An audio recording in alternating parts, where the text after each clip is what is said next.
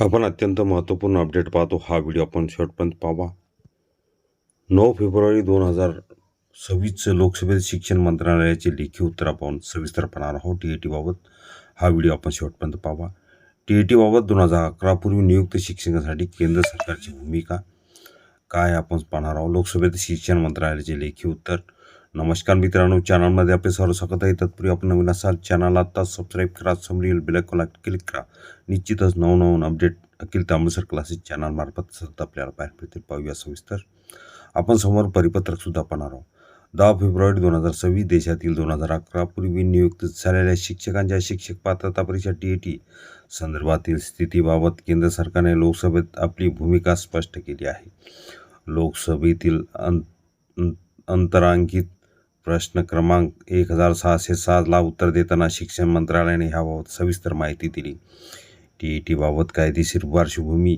निशुल्क व सक्तीच्या शिक्षणाचा अधिकार अधिनियम RTA ॲक्ट 2009 च्या कलम 23 अंतर्गत राष्ट्रीय शिक्षक शिक्षण परिषद NCT ने 23 ऑगस्ट 2010 रोजी अधिसूचना काढून येत्या 1 ते 8वी साठी शिक्षक नियुक्तीची किमान पात्रता निश्चित केली आहे.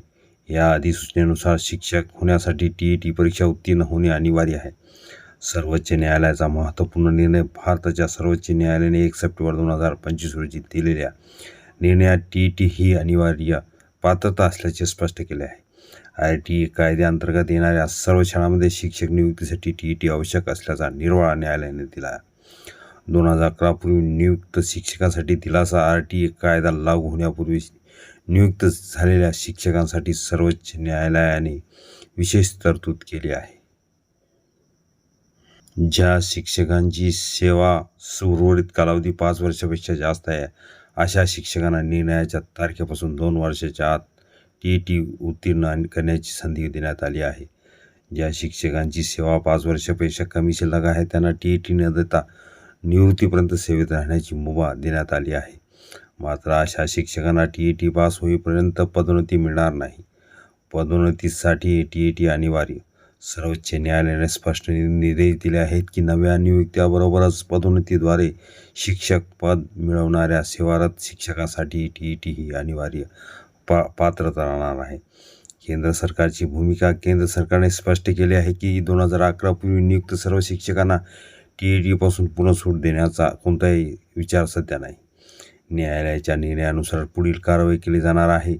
शिक्षकांमध्ये संमिश्र प्रतिक्रिया. या निर्णयामुळे अनेक ज्येष्ठ शिक्षकांना दिलासा मिळाला असला तरी पदोन्नतीसाठी टी बंधनकारक केल्याने काही शिक्षकांमध्ये नाराजी आहे. शिक्षक संघटनाकडून ह्या निर्णयाचा पुनर्विचार करण्याची मागणी होत आहे. भविष्यातील परिणाम. ह्या निर्णयामुळे शिक्षक भरती प्रक्रियेत पारदर्शकता येईल, गुणवत्ता वाढेल, तसेच विद्यार्थ्यांना दर्जेदार शिक्षण मिळण्यास मदत होईल असा सरकारचा दावा आहे. परिपत्रक पाहण्या अगोदर हा व्हिडिओ उपयोगी वाटला असेल लाईक, शेअर आणि अखिल तांबेसर क्लासेस चॅनलला लगेच सबस्क्राईब करा. भारत सरकार शिक्षा मंत्रालयाचे महत्त्वपूर्ण 9 फेब्रुवारी 2026 महत्त्वपूर्ण परिपत्रक. या परिपत्रकामध्ये लेखी उत्तर दिलेले आहे. हे पूर्ण परिपत्रक अखिल तांबेसर क्लासेसच्या डिस्क्रिप्शन बॉक्समध्ये लिंक आहे, तिथून डाउनलोड करू शकता.